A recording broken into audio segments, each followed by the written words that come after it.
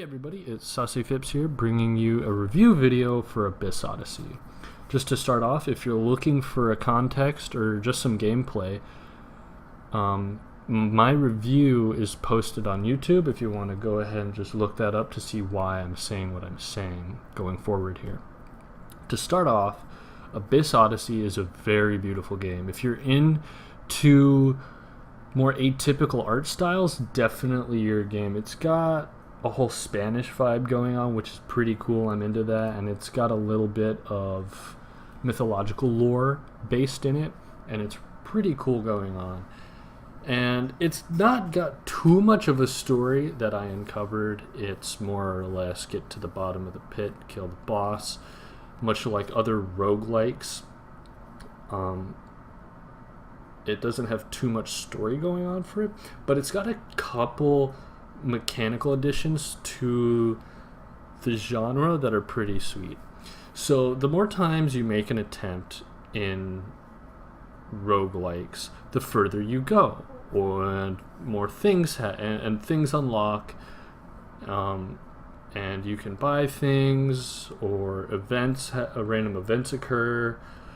But roguelikes are all about making multiple attempts to make progress, and there's an element of randomness going in there.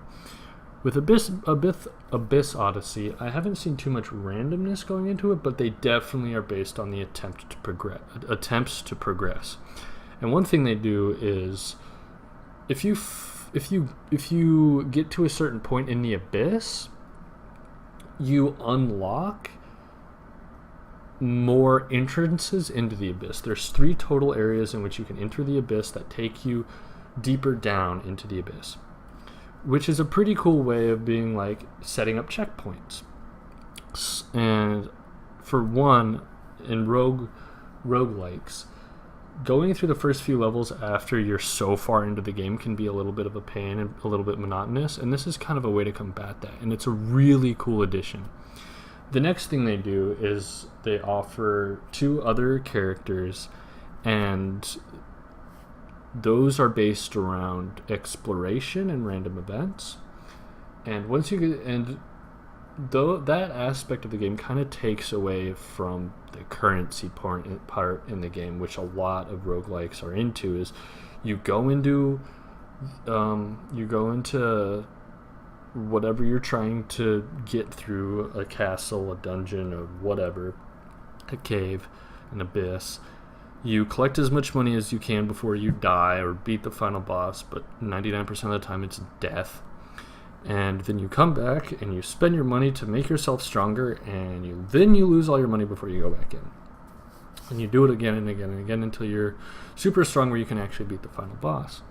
This one kind of takes away from that. It is kind of drawing back on the currency thing and adding on to exploration. And unfortunately, skill. Most roguelikes have a pretty good skill cap, pretty high, and a lot of being able to beat the game is getting really good at the mechanics. The thing with Abyss Odyssey I found was that it was very difficult to master the mechanics. It has a very steep learning curve from the beginning, where each mechanic in itself is well put together, but nothing flows almost. You cannot move and attack at the same time, which I found very difficult to deal with. And the jump and attack is also very hard to master. I used one character specifically to beat the game just because his attacks were the most versatile and offered the most utility. So basically I could set up his attacks and then use those, and it would give me a greater advantage than the other 2 characters. Because it's very difficult to combine the different magics and attacks and movement of the game, because it feels pretty clunky.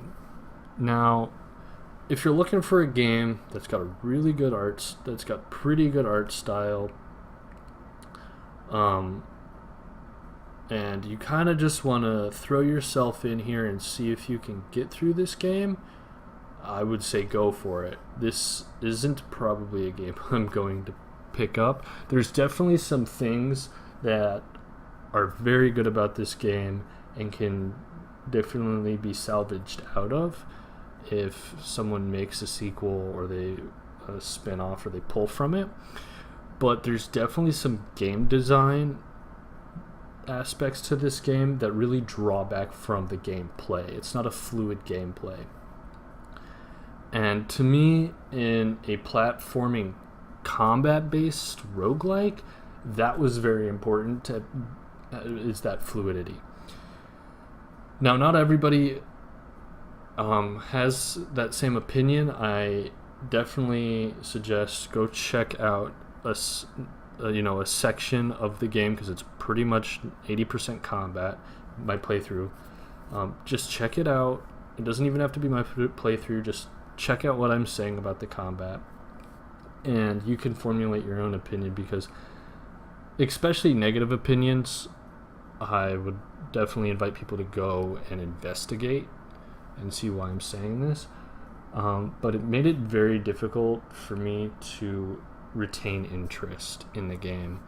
I got to a point where I was basically about to just put the game down and say, you know what, getting to the end of a roguelike game can take a lot of time, and I wasn't about to invest that time into the frustration and just the disinterest I had in it.